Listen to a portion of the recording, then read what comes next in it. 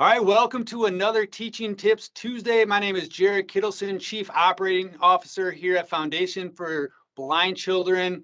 And today I have the privilege of welcoming Garrett Pendergast to Teaching Tips Tuesday. Garrett, welcome to Teaching Tips Tuesday.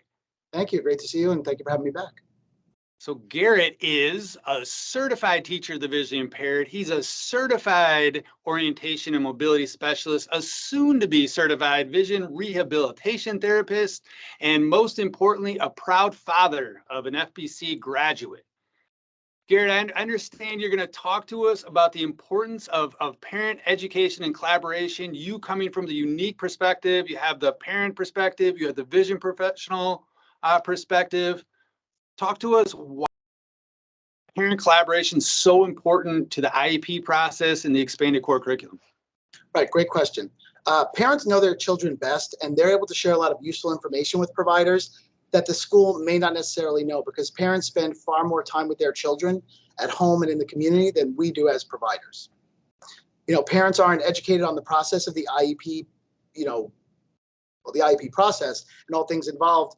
And they're also not educated on how the expanded core curriculum can assist their children at school, at home, and then in the community beyond schooling.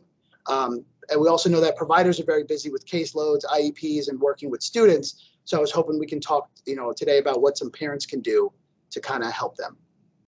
It's an overwhelming process for sure, right? It's a lot of acronyms in our world. The meetings can take on a very formal approach, and the education, the expanded core curriculum can be a lot. So what are some tips for parents to educate themselves and be a better advocate for their child and support them in their education? Right, because providers, we learn about the IEP process and we're well versed to it. Parents, it doesn't really come with an instruction manual. They have to kind of learn to trial by fire, or what I think they should do, and I've done with myself and with my wife, is seek out organizations like FBC. They have a proven track record for success in the vision space. You can search out Perkins School for the Blind.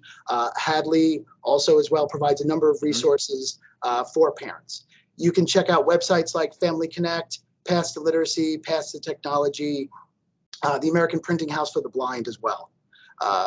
In our home, two books I always recommend, and I read and my wife read, and I've recommended to other parents, is Teaching Life Differently, which talks about the expanded core curriculum for babies and young children with visual impairments. And another great book is ECC Essentials, which goes over at length all areas of the expanded core curriculum, how it can be applied at school, at home, and in the community.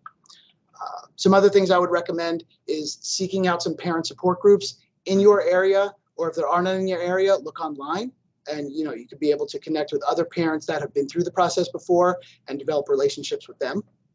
You can also talk to your child's vision provider, those who are providing services to your child in the schools. That's a great point, Garrett, right? An obvious one is the vision professional in your child's life. What should parents talk to their vision professional about? Like what are some good questions they should be asking? Right. Besides learning more about the IEP process, really, how can I support my child at home and in the community? How can I, make more consistent what you're doing at school and working with them, so I can supplement that at home? Where can I connect with more parents of children with visual impairments? How else can I learn about the expanded core curriculum and my parental rights? That's.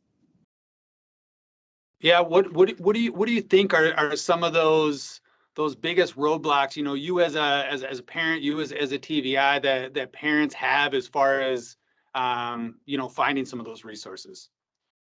It's just due to the fact that visual impairment is a low incidence disability.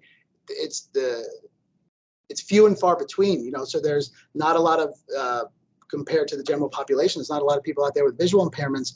So connecting with other resources out there is a little bit harder than, say, some more mainstream resources. So getting in touch with your provider, getting in touch with your local organizations, checking out websites, podcasts, even Teaching Tips Tuesdays. If you're a parent, forward this to another parent that you know. If you're a provider, forward this to parents that you know. Forward this to other providers that you know. So this way they can tap into the resources, not just for this video, but the entire catalog or any of the resources that we spoke about today.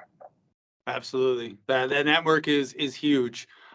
Garrett, you've shared some great tips. Thank you for joining us on a Teaching Tips Tuesday. We hope to have you back soon. Thank you very much. Appreciate it. Have a wonderful day.